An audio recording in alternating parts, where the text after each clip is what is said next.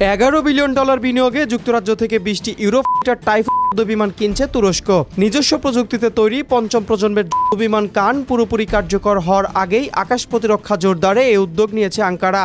তুরস্কের রাজধানী আঙ্কারায় অনুষ্ঠিত দ্বিপাক্ষিক বৈঠকে চুক্তিতে সই করেন তুরস্কের প্রেসিডেন্ট রিসেপ তাইপ এরদোয়ান এবং যুক্তরাজ্যের প্রধানমন্ত্রী কিয়ার স্টারমার। চুক্তি স্বাক্ষর শেষে ব্রিটিশ প্রতিরক্ষা মন্ত্রণালয় একে প্রজন্মের সবচেয়ে বড় যুদ্ধবিমান চুক্তি হিসাবে আখ্যা দেয়। অপরদিকে প্রেসিডেন্ট এরদোয়ান এই চুক্তিকে দুই ঘনিষ্ঠ মিত্রের কৌশলগত সম্পর্কের নতুন প্রতীক হিসাবে বর্ণনা করেন। ব্রিটিশ প্রধানমন্ত্রী স্টারমার বলেন, এই চুক্তি শুধু তুরস্ক যুক্তরাজ্যের জন্য নয়, ন্যাটোর জন্য একটি সাফল্য। তুরস্ক ন্যাটোর দক্ষিণ পূর্ব সীমান্ত, তাই এই সক্ষমতা যুক্তরাজ্যের সঙ্গে যুক্ত হওয়া ন্যাটোর জন্য অত্যন্ত গুরুত্বপূর্ণ। চুক্তির আওতায় প্রথম ব্যাচের টাইফুন যুদ্ধবিমান 2030 সাল নাগাদ তুরস্কে পৌঁছাবে।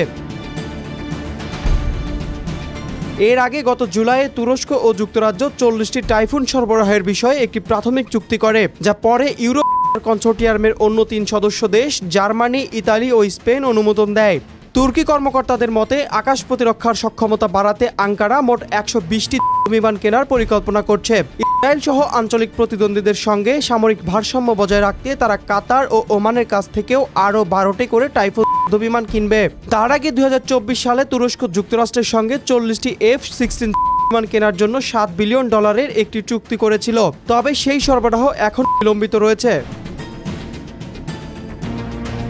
এদিকে কূটনৈতিক সূত্র জানিয়েছে, যুক্তরাষ্ট্রের নেতৃত্বাধীন F-35 যুদ্ধবিমান কর্মসূচিতে আবারও ফিরতে চায় তুরস্ক। এ বিষয়ে সম্প্রতি প্রেসিডেন্ট এরদোয়ান ট্রাম্পের সঙ্গে প্রতিরক্ষা সহযোগিতা নিয়ে আলোচনা করেছেন। এর আগে 2019 সালে রাশিয়ার S-400 ক্ষেপণাস্ত্র প্রতিরক্ষা ব্যবস্থা কেনার কারণে দেশটিকে F-35 কর্মসূচি থেকে বহিষ্কার করেছিল যুক্তরাষ্ট্র। বিশ্লেষকদের মতে যুক্তরাজ্যের সঙ্গে এই নতুন প্রতিরক্ষা চুক্তি বিমান ক্রয়ের চুক্তি নয়, বরং পশ্চিমা প্রতিরক্ষা সহযোগিতায় আঙ্কারার পুনঃ অংশগ্রহণের ইঙ্গিত বহন করছে।